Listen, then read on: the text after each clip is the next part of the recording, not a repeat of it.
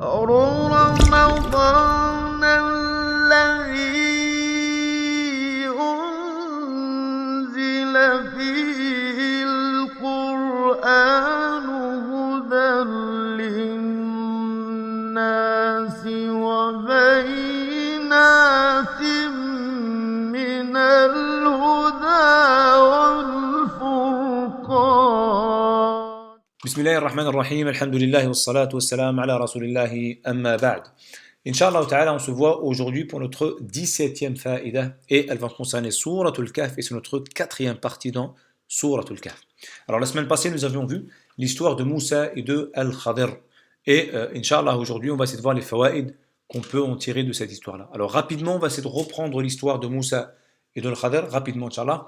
Alors nous avions dit que Moussa il était parti avec son valet Yusha ibn Nun à la rencontre de Al-Khadir qui avait une science que Moussa n'avait pas. Alors Moussa, il est parti afin d'apprendre davantage.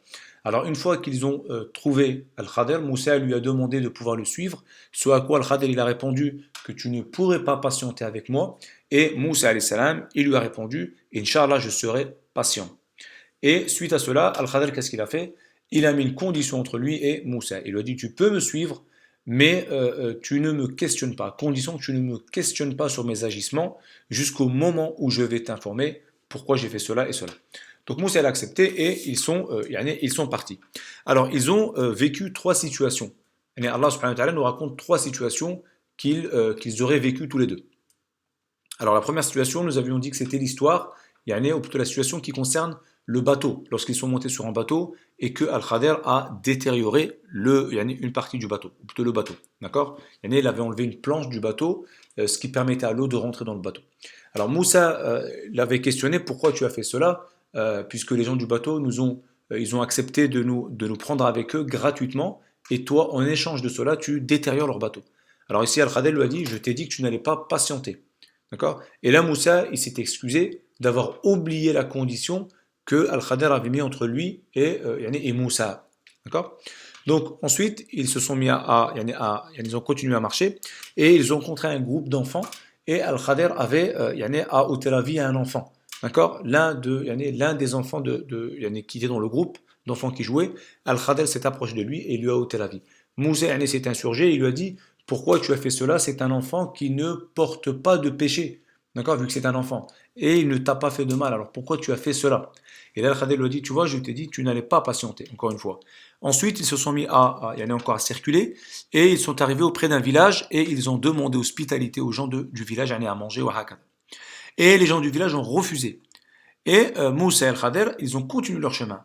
Et à un moment donné, dans ce village-là, ils ont trouvé un mur qui était penché au point de tomber. Et Al-Khadir, qu'est-ce qu'il a fait? Il l'a redressé. Et Moussa lui a dit, mais pourquoi tu as fait cela? Eux, ils nous ont refusé l'hospitalité, et toi, en échange, tu as fait cela, tu pourrais demander en échange quelque chose, un salaire ou à manger, ou hakada.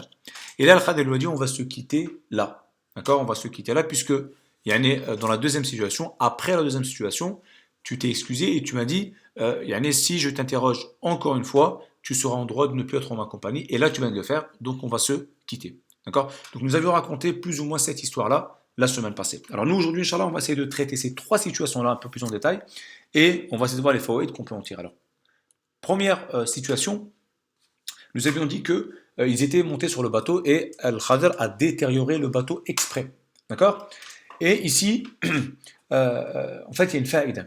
À savoir que Al-Khadir a agi cela, comme il a dit à Moussa, je ne l'ai pas fait de mon gré, mais je l'ai fait parce que Allah subhanahu wa ta'ala m'a informé. D'accord? M'a informé de ce qui allait se passer. D'accord? Et j'ai fait cela par sagesse. Alors, lorsqu'on retourne vers les kutub de tafsir, qu'est-ce qu'on peut en apprendre? On peut en apprendre, ou plutôt même Al-Khadir, il lui dit à Moussa, à la fin de cette histoire-là, il lui dit en fait, Allah m'a informé que ce bateau-là appartient à des nécessiteux, dont le seul moyen de subsistance est le bateau. D'accord? Le bateau était un sabab, était une cause pour que ces nécessiteux-là puissent gagner leur vie. D'accord? Et moi, je l'ai détérioré parce qu'Allah m'a informé qu'on allait s'arrêter sur la rive, ou plutôt sur la côte d'un pays qui est gouverné par un roi qui est injuste. Et il est injuste de quelle manière? Dans le sens où il envoie, en fait, ce roi-là, il envoie des émissaires guetter les nouveaux bateaux arrivant sur le port, bien sûr, et de sélectionner pour lui les bateaux qui sont pas détériorés et de les prendre, de les confisquer, de les annexer. Et moi, sachant cela, Allah m'a informé de cela, qu'est-ce que j'ai fait? J'ai détérioré exprès le bateau, d'accord, pour que lorsque les émissaires viennent voir le bateau, le supervisent, et s'apercevront qu'il est détérioré et ça ne va pas les intéresser et les propriétaires du bateau pourront le garder. D'accord? Il a dit, mais j'ai pas fait cela pour leur porter préjudice. D'accord? Mais je l'ai fait plutôt dans leur intérêt, autant pour moi, je l'ai fait dans leur intérêt. Et ici, l'ulama, ici on va voir deux points de faïda, il donne deux mas'ala ici. La première mas'ala, c'est que regardez, l'ulama dit, lorsqu'une personne est contrainte, ou plutôt se trouve devant deux préjudices, d'accord, et elle est contrainte, qu'est-ce qu'elle va faire? Elle va faire prédominer le préjudice le moins important des deux.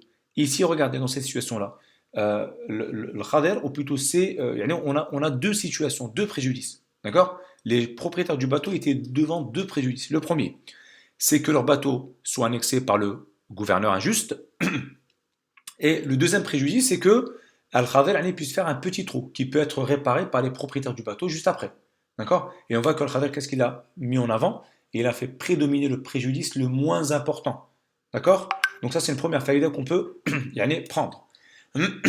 Deuxième faïda qu'on peut prendre ici, c'est, regardez, les ulama ici, ils disent, subhanallah, Al-Khader, il a dit que dans ce pays-là où le bateau s'est arrêté, il y avait un roi qui était un gouverneur qui était injuste. Et sans doute, comme vous le savez, il y a des dizaines de hadiths, voire plus que 100 hadiths, qui parlent sur le fait que le musulman ne peut pas se rebeller contre un gouverneur musulman. Autrement dit, il doit lui obéir dans la mesure de ce qui est acceptable. C'est-à-dire, si le gouverneur t'ordonne de désobéir à Allah, tu ne lui obéis pas bien sûr dans cela. D'accord? Il n'y a pas d'obéissance à la créature, dans la désobéissance au créateur.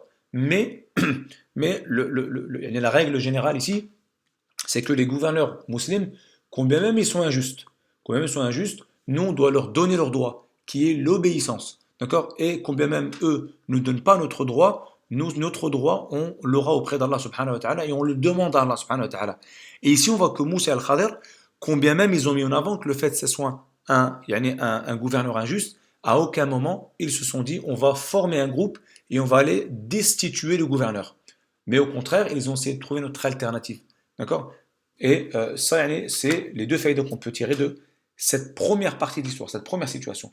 Deuxième situation qu'on a rencontrée dans cette histoire-là, c'est lorsque Al-Khadir, il a été tué Al-Ghulam, l'enfant. Ici, lorsqu'on regarde cette partie de l'histoire en apparence, comme Moussa il a fait, alayhi salam, on peut trouver cela injuste. D'accord? Mais si on va un peu plus dans le détail et qu'on comprend la sagesse qui est derrière, on peut comprendre pourquoi Al-Khadir a fait cela. Alors, Al-Khadir a dit, j'ai pas fait cela de mon gré, et je ne l'ai pas fait pour être injuste, mais je l'ai fait par sagesse. D'accord? Et la sagesse, c'est quoi derrière? C'est qu'en fait, cet enfant-là, Allah il dit, dans le verset, qu'il va porter préjudice à ses parents. Et lorsqu'il va grandir, il va être mécréant, et il va pousser ses parents à la mécréance, et il va être malfaisant vers ses parents. Et Al-Khadir dit, Allah m'a informé cela. D'accord? Et Allah m'a informé également que de lui ôter la vie, et que après avoir fait cela, Allah va octroyer un autre enfant bienfaisant et pieux aux parents de l'enfant, aux parents de l'enfant à qui j'aurais ôté la vie.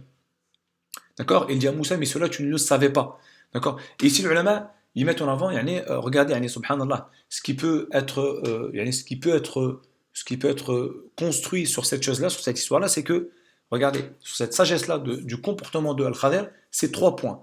Le premier point, à savoir que l'enfant dont on a ôté la vie, il était destiné à aller en enfer, puisque on l'a dit, Allah subhanahu wa ta'ala, il savait que lorsqu'il va grandir, cet enfant-là, il va être mécréant, il va choisir la mécréance, et il va même porter et pousser ses parents à mécroire.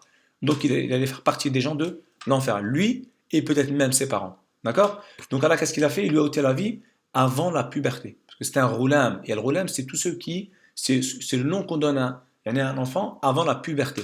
D'accord? Et ici, le fait qu'il lui ait été la vie avant la puberté, il va rentrer où? Au Jannah. Puisque un enfant, un ghulam qui n'est pas pubère, il n'a pas de péché. Donc le seul endroit où il va, c'est au Jannah. D'accord? Donc regardez comment Allah subhanahu wa ta'ala, il lui a voulu le bien. Il devait aller en enfer, mais hop, il passe de l'autre côté. D'accord? Premièrement. Deuxièmement, ses parents étaient croyants. D'accord? Ses parents étaient croyants, comme c'est cité dans le verset. Donc, Allah subhanahu wa ta'ala, leur a ôté un enfant, et s'ils patientent sur ce destin-là, qu'est-ce qu'il en est? Allah leur construit une maison au Jannah. Donc cet enfant-là va être une cause pour que ses parents puissent rentrer au Jannah. Ça, c'est le deuxième point. Et troisième point, ses parents vont avoir un autre enfant qui va être bienfaisant vers eux et qui va être pieux. Donc en fait, quand on comprend derrière le pourquoi du comment, pourquoi le Khadr il a fait cela, on voit que derrière, en fait, réellement, en réalité, c'est un bien pour les parents, pour cet enfant-là et pour ses parents. D'accord? Donc ça c'était le deuxième point. Le troisième point qu'on peut citer, c'est que regardez ici Al-Khadir, ou plutôt lorsque Al-Khadir Naam, il a redressé le mur, Moussa lui dit mais pourquoi tu as fait cela? En apparence, ils ont refusé de nous donner hospitalité. Toi, tu as été bienfaisant vers eux. Pourquoi? D'accord? Ici, en fait, on voit que Al-Khadir lui a dit je l'ai fait parce que Allah subhanahu wa ta'ala m'a informé qu'en dessous de ce mur-là se trouve un trésor qui appartient à deux orphelins. D'accord? Et ces deux orphelins, leur père, qui est décédé bien évidemment, était pieux et leur a laissé ce bien-là pour eux. Et Allah ne voulait pas que ce mur tombe et que leur trésor, leur héritage, soit à l'affût, ou plutôt à la vue de tout le monde. Et de sorte que les gens pourraient utiliser la force et leur prendre ce bien-là, leur héritage. D'accord? Parce qu'ils sont pubères, ils ne peuvent pas se défendre. Ils sont orphelins, autant pour moi, et ils ne pourront pas se défendre, ils sont encore petits. Et l'orphelin, c'est celui dont le père est décédé et qui n'a pas encore atteint la puberté. Pardon. D'accord? Donc ici, il dit, j'ai fait cela pour ces deux enfants-là. D'accord?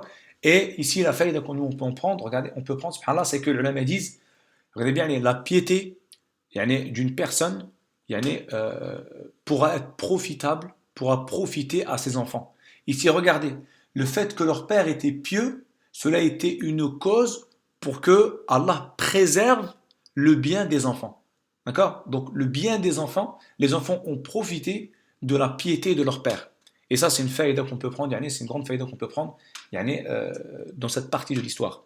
D'accord? Et juste pour terminer l'histoire, on peut rappeler une chose qu'on bien même ici, dans cette histoire-là, Al-Khadir, c'est lui qui informe Moussa, mais ça ne veut pas dire que Al-Khadir il est meilleur que Moussa. Non.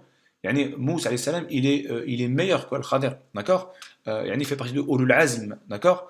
Et ici, il ne faut pas penser que Al-Khadir était meilleur que Moussa. Non, Moussa il était prophète et messager, d'accord? Les deux. Et il est bien évidemment meilleur que Al-Khadir. Il a un rang au-dessus de Al-Khadir. On va s'arrêter là, Inch'Allah ta'ala, pour aujourd'hui. هذا والله تعالى أعلى وأعلم سبحانك اللهم وبحمدك أشهد أن لا إله إلا أنت أستغفرك وأتوب إليك بارك الله فيكم والسلام عليكم ورحمة الله وبركاته